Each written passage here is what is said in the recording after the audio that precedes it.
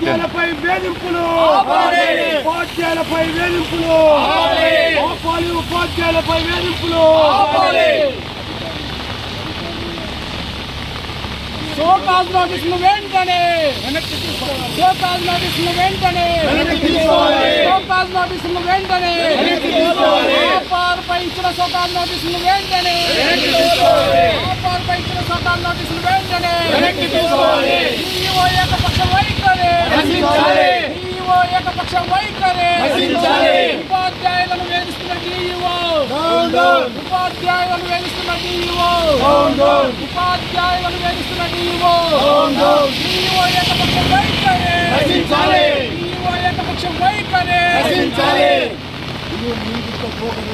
DEO నియంత్రిత పోకడలు DEO నియంత్రిత పోకడలు డిఈఓ నియంత్రిత పోకడలు డిఈఓ నియంత్రిత పోకడలు షోకాజ్ నోటీసులు వెంటనే షోకాజ్ నోటీసులు వెంటనే అదేనా పేరుతో ఉపాధ్యాయులకు ఇచ్చిన షోకాజ్ నోటీసులను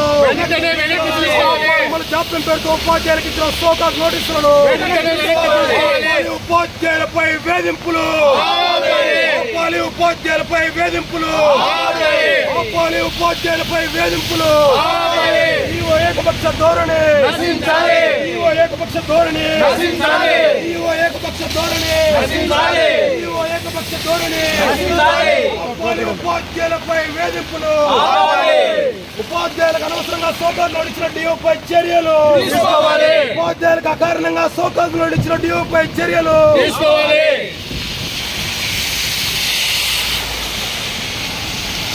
లక్ష్మీరాజా యూటీఎఫ్ రాష్ట్ర కార్యదర్శి.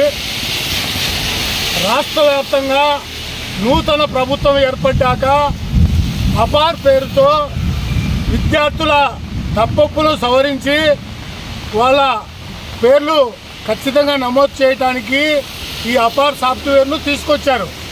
ఇందులో అనేక ల్యాప్సెస్ ఉన్నాయి. దానికి విద్యార్థులు సవరించుకోవడానికి, ఆధార్ను తప్పొప్పులు సవరించుకోవడానికి, తల్లిదండ్రుల పేర్లు సవరించుకోవడం కోసము ఇట్లా రకరకాల పేర్లతో ప్రధాన ఉపాధ్యాయులు గత 15 రోజులుగా నిద్రాహారాలు మాని ఇదే పని మీద మొత్తం మండల విద్యాశాఖాధికారులు, ప్రధాన ఉపాధ్యాయులు ఇదే పనిలో ఉన్నారు.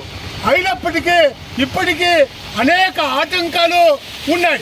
ఈ ఆటంకాలకు కారణము ప్రధానోపాధ్యాయులుగా చూపిస్తూ కడప జిల్లా విద్యాశాఖాధికారి అకారణంగా 829 మంది ఉపాధ్యాయులకు, ప్రధానోపాధ్యాయులకు షోకాజ్ నోటీసులు ఇవ్వటాన్ని ఆంధ్రప్రదేశ్ ఐక్యోపాధ్యాయ ఫెడరేషన్ యూటీఎఫ్గా మేము తీవ్రంగా ఖండిస్తూ ఈరోజు జిల్లా విద్యాశాఖాధికారి కార్యాలయం వద్ద ఈ నిరసన ధర్నా జోరు వానలో, జడి వానలో చేస్తా ఉన్నాం.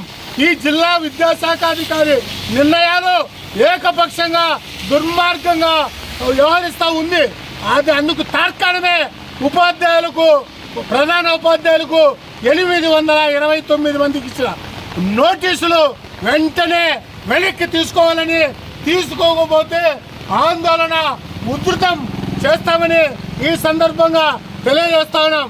అలాగే ఈ ప్రభుత్వం, అలాగే ఉన్నతాధికారులు, విద్యాశాఖాధికారులు ఈ అపారు సవరణలో లేదా తప్పుల మార్పులో ఉన్న ల్యాప్సెస్ ప్రధానోపాధ్యాయులతో కానీ, ఎంఈఓలతో కానీ, డిప్యూటీఓలతో కానీ చర్చించకుండా ఏకపక్షంగా ఇది వారం రోజుల్లో అయిపోవాలా, 15 రోజుల్లో అయిపోవాలని చెప్పడాన్ని కూడా మేము తీవ్రంగా ఖండిస్తూ ఉన్నాం.